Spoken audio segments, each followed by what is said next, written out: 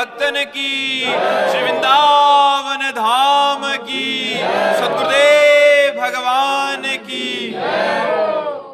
जी, शहरों की इस भाग दौड़ बड़ी जिंदगी में मन की शांति खोती जा रही है। हर कोई आगे निकलने की होड़ में तनाव का शिकार होता जा रहा है। तो ऐसी जीवन शैली में हमारी जी शांति कैसे संभव है? नाम को बीच में डाल लो।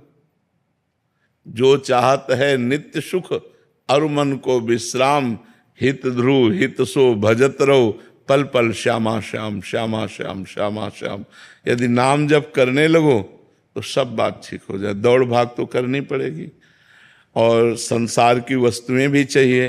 परिवार है, शरीर है, तो हमें परिवार का पोषण करने के लिए धन चाहिए, शरीर का पोषण करने के लिए धन चाहिए, धन के लिए व्यापार नौकरी चाहिए, व्यापार नौकरी उन्नतशील हो, ये ऐसे कम अर्थ वाला ना हो जिससे हमारे पूरा परिवार।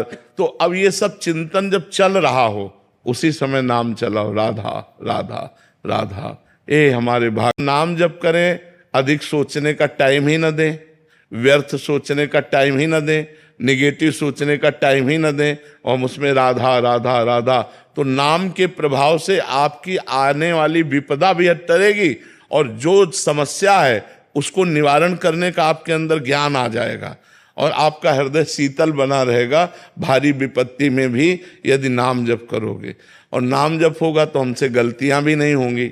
जब नाम जप नहीं होता, केवल सांसारिक चिंतन होता है, तो कहीं ना कहीं हमारा मन चाहता है कि हम आनंदित हों, तो फिर गलत जगह वो आनंद ढूंढता है। शराब पीना, मांस खाना, व्यभिचार करना, गलत जगह वो आनंद की खोज करने लगता है। इसलिए हमें अच्छे मार्ग में चलना है, शांत और सुखमय जीवन व्यतीत करना है, तो भगवान की शरण में होकर भगवान का नाम जप करना ही है, दूसरा कोई रास्ता नहीं है। वाकुल केत हमें कैसे मिलेंगे कि हमारे प्रारब्ध के कर्म का भोग हम काट चुके हैं या काट रहे हैं? और जब तक शरीर रहता है तो इसका प्रारब्ध रहता है। शरीर छूटा, प्रारब्ध खत्म। समझ पा रहे? शरीर रहता है तब तक प्रारब्ध भोग रहता है, ऐसा थोड़ी है। आज आप चकाचक सब आनंद चल रहा है, कल देख लेना दुख आएगा। आज दुखी चल रहे, कल देख लेना सुख आएगा। इसका क्रम बना हुआ है, प्रारब्ध दुख सुख का क्रम बना हुआ है। जब तक शरीर है तो प्रारब्ध ही से तो बना है। प्रारब्ध मिटा, शरीर खत्म, शरीर खत्म, प्रारब्ध मिट गया। प्रारब्ध तब तक रहेगा जब तक शरीर रहेगा। बड़ी कृपा है जो नकारात्मक आसपास वातावरण है, इसमें पास हो गए तो कहीं फेल नहीं होगे। अनुकूलता में भजन हो तो प्रतिकूलता में डर रहता है छूटने का, और जब प्रतिकूलता में भजन का अभ्यास हो जाता है तो अनुकूलता में तो अपने आप होगा। तो इसलिए डरो मत, हिम्मत बनाकर हर प्रतिकूल परिस्थिति में नाम जप करते रहो। नकारात्मक सोच अंदर की और नकारात्मक वातावरण बाहर का, दोनों को रौंदना होगा भजन के बल से। अंदर की सोच को हटाना पड़ेगा। राधा राधा राधा राधा राधा राधा राधा, वो जलाएगा पर राधा राधा। और बाहर जो वातावरण है सबसे नम्र विनम्र व्यवहार, वो आपके प्रति कटुता और आप प्रियता, नाम जब तो निकल जाओगे। अब वातावरण से पूछो तो किसका वातावरण अनुकूल, पूछो। सबके कुछ न कुछ प्रतिकूलता लगी ही रहती है। ये संसार है, 100 में 2-4 तो प्रतिकूल बने ही रहते हैं। तो ऐसे हमें लगता है, हम सोचे कि अनुकूल परिस्थिति और अनुकूल वातावरण हो मिल जाए तब भजन करेंगे, तो कभी नहीं मिलेगा। जैसी परिस्थिति है, जैसा वातावरण, इसी में भजन करके निकल जाओ तो निकल जाओ, नहीं तो परिस्थिति नहीं बदली जा सकती, अपने भाव बदले जा सकते हैं। अपनी स्थिति को बदलो, अपने भाव को बदलो, हर समय नाम जप करो। वातावरण परिस्थिति वो सब समय से अपने आप बदलेगी। आप सोचो कि हमें अनुकूल वातावरण आज मिले, तो अभी नहीं मिलेगा। पाप का कर्म भी तो भोगना है। जो हमने पूर्व में पाप कर्म किए वैसा भोगना है। वैसे हमें मित्र मिलेंगे, वैसे हमें परिवार मिलेगा, वैसे ही हमें संयोग मिलेगा। जैसा हमारा कर्म है तो हम उसके अनुसार अब ना चलें। जो पूर्व का कर्म जैसा हमें संग दिया, अब उसके अनुसार न चलें।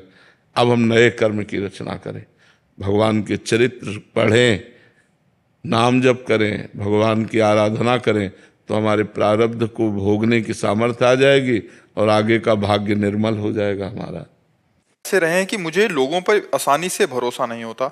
वैसे भरोसा लोगों पर ना करके भगवान पे ही करे, क्योंकि तुम्हारे जीवन के अनुभव रहे हैं कि आसानी से भरोसा नहीं होता। हम भरोसे के बिना चले नहीं हैं, हमारा भरोसा ही सब कुछ रहा है, लेकिन धोखा ही धोखा है। पर इसलिए मैं 2-3 योजनाएं बना के ही कार्य करता हूँ कि एक में फेल तो फिर दूसरे में, ऐसा ही कह रहे हैं। हाँ, नहीं, फिर भी कितना ही हो, भरोसा सिर्फ भगवान पे रखे, व्यक्ति का परोपकार कर दे, उस पर भरोसा न करे। व्यक्ति का भरोसा करने पर हम फंस सकते हैं। भरोसा भगवान का और व्यक्ति का परोपकार।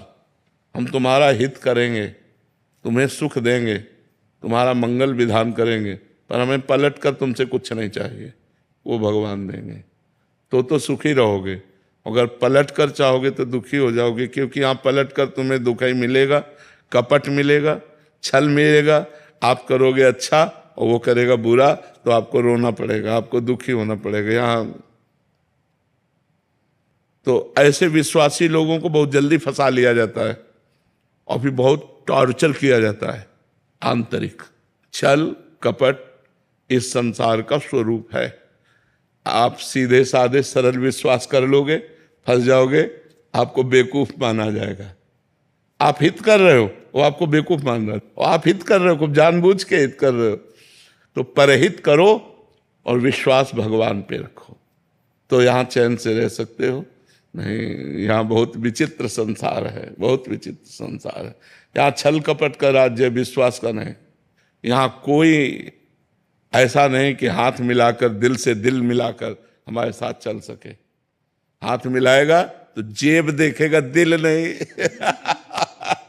और जब जेब कल तुम्हारी काम नहीं करेगी ना, वो तुमसे देखेगा भी नहीं, बात भी नहीं करेगा।